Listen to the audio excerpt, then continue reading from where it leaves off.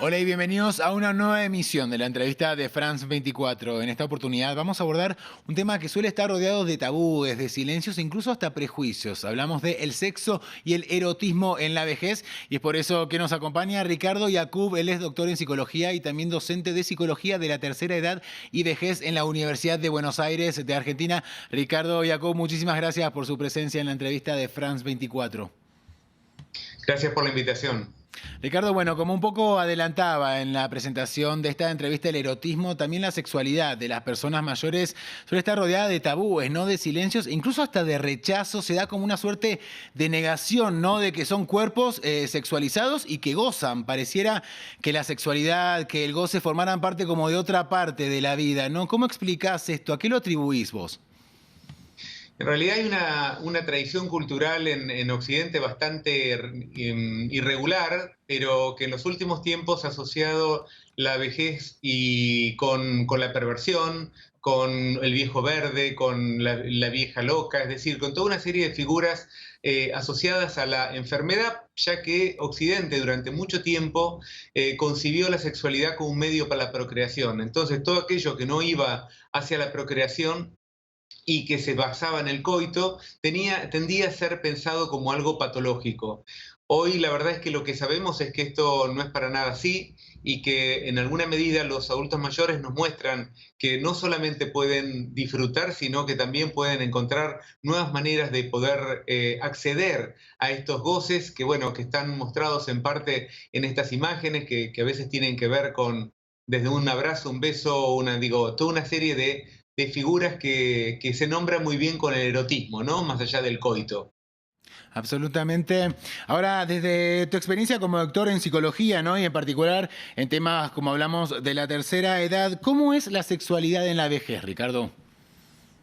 Bueno, en realidad si pensamos en la sexualidad ligada al coito, vamos a ver que disminuye la frecuencia. Básicamente, el primer motivo no es el que la gente en general supone, es básicamente que muchos quedan viudos y especialmente viudas. Las mujeres les cuesta mucho más reanudar una pareja sexual porque hay muchísimos más prejuicios que recaen sobre las mujeres que sobre los varones. Pero por otro lado, lo que vamos a ver es que la capacidad para el coito o para una masturbación se va a ir reduciendo con el tiempo, lo cual no significa que tenga que terminar. Al contrario, cuando termina, cuando hay una dificultad concreta para la erección, para la estimulación femenina o las personas no perdieron el deseo, siempre lo que tenemos que pensar es que estamos hablando de una patología.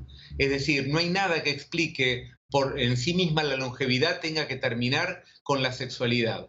Obviamente a todo esto le tenemos que agregar que muchas personas mayores rechazan a otras personas mayores, que la sociedad, como vos decías al inicio, rechaza estéticamente y nos parecen raras las imágenes de las personas mayores teniendo sexo, nos parecen incluso muchas veces hasta rechazantes o nos parece que fuera gracioso o ridículo. Entonces, creo que todo este conjunto de cuestiones hace que muchas veces los mayores se intimiden a sí mismos o sientan que lo que les pasa interiormente no tiene lugar o no debería tenerlo.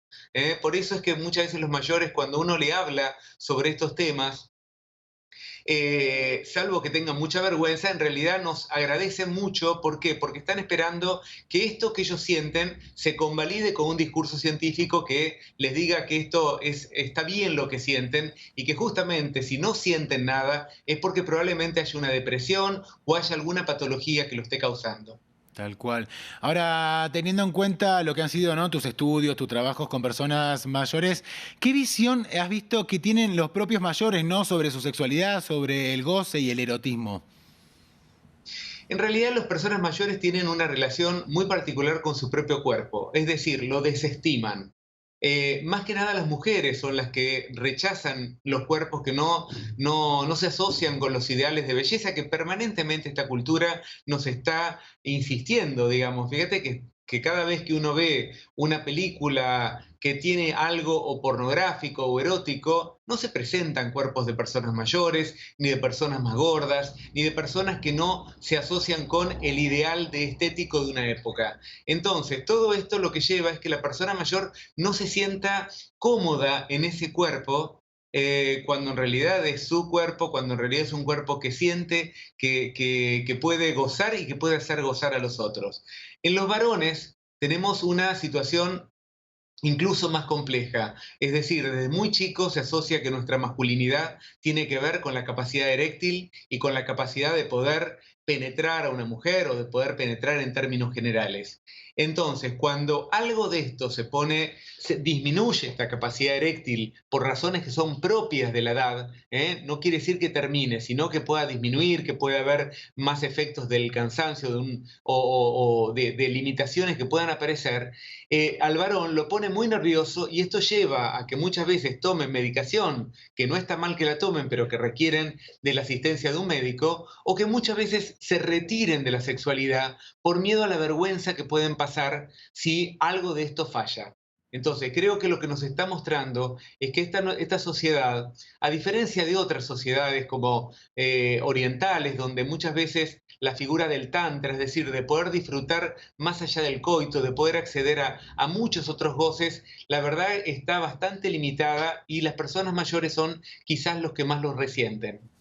Hablabas, Ricardo, precisamente recién, bueno, de los casos en particular, ¿no? De cómo los viven varones y cómo lo viven las mujeres. Y entramos ahora en una perspectiva de género que quería encarar contigo, ¿no? Sobre este tema. Y vinculado a esto, entra también el tema de la soledad, ¿no? La viudez en las personas mayores, especialmente en las mujeres que tienen un promedio de vida, ¿no? Mayor al de los hombres. ¿Qué le dirías, Ricardo, a todas esas señoras para que disfruten de su sexualidad? Bueno, esto es una pregunta muy importante. ¿Por qué? Porque sabemos que las mujeres tienen muchas más limitaciones, como decíamos previamente, que los varones. Un varón, si no puede tener una pareja, probablemente vaya de una prostituta.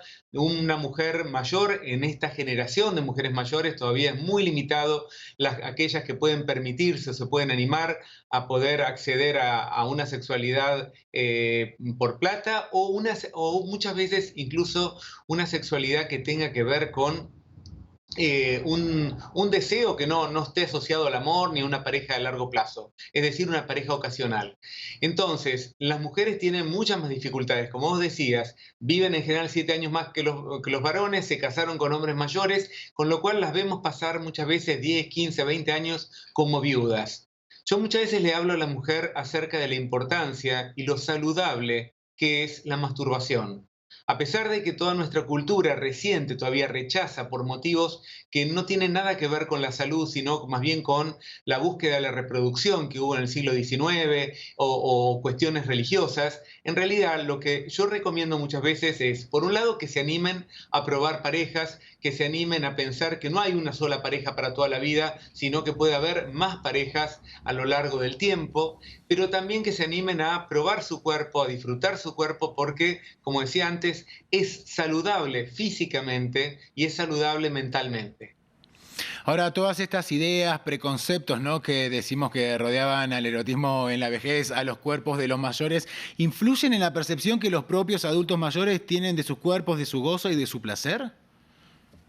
Sí, en términos generales hay como una especie de percepción de que ya no debería pasar más nada o que en realidad a quién le voy a gustar con este cuerpo. Lo que se empieza a generar es una dificultad en presentarse ante sí mismos y ante los otros, en sentir que uno puede fallar. Es decir, hay muchas alarmas que se ponen en juego, algunas más por condiciones de género, algunos por condiciones personales. Por ejemplo, se sabe que en las mujeres de clase media hay mucho más preocupación estética que en las clases sociales más bajas, pero también sabemos, y esto quiero destacarlo mucho, cuando las clases más educadas son las que pueden percibir su sexualidad como algo más abierto, más rico, y creo que en este sentido los invito a todos, no importa el nivel educativo que tengan o la clase social que tengan, a poder animarse a pensar que la sexualidad es mucho más allá del coito. Es decir, el coito es un escenario, obviamente tiene que ver con algo muy, muy rico, que es el orgasmo, pero el orgasmo puede llegar por otras vías y hay que animarse y pensar que cualquier forma de deseo que no dañe a la otra persona es válida. Entonces, creo que en este sentido, la sexualidad es algo que tenemos para disfrutar, que tenemos para conectarnos con nosotros mismos. La sexualidad está asociada con la autoestima, la sexualidad está asociada con sentirnos amados, sentirnos queridos, sentirnos deseados, y creo que estas son necesidades del ser humano a lo largo de toda su vida.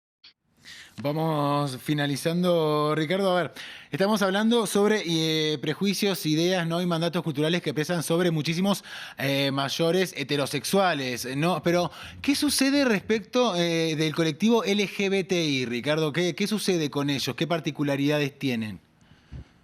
Bueno, en realidad, si desconocemos la sexualidad, más aún desconocemos la sexualidad de las personas LGBT más o como querramos llamarlo. Y la verdad es que hoy nos estamos encontrando con que cada vez este colectivo está aumentando. ¿Por qué? Porque fue una generación terriblemente condenada al escarnio, a la vergüenza, al odio, y muchas veces se animan con muchos cuidados a poder mostrarse, a salir del closet, como le llamamos, y tienen mucho miedo a la violencia que puede aparecer. Por suerte, en Buenos Aires han aparecido varios espacios para personas mayores que pueden encontrarse, que pueden armar pareja, que pueden vivir su vida en conjunto, y que me parece que esto es importante porque además tenemos que tener en cuenta que este colectivo muchas veces al no tener hijos, quizás tiene más dificultades para los cuidados. Por eso es que se está pensando, y en este momento en la Argentina se está pensando muy seriamente en espacios específicos, como por ejemplo residencias para personas mayores LGBT+, pero también espacios de todo tipo para que puedan congregar, se puedan encontrar y puedan disfrutar de la vida de la misma manera que cualquier otra persona. Ricardo Yacoub, doctor en psicología, muchísimas gracias por estos minutos con France 24. Ha sido un placer dialogar con usted. Gracias a ustedes. No, por favor, a usted y a nuestra audiencia, como siempre, le invitamos a continuar informándose en el resto de nuestra programación y en france24.com.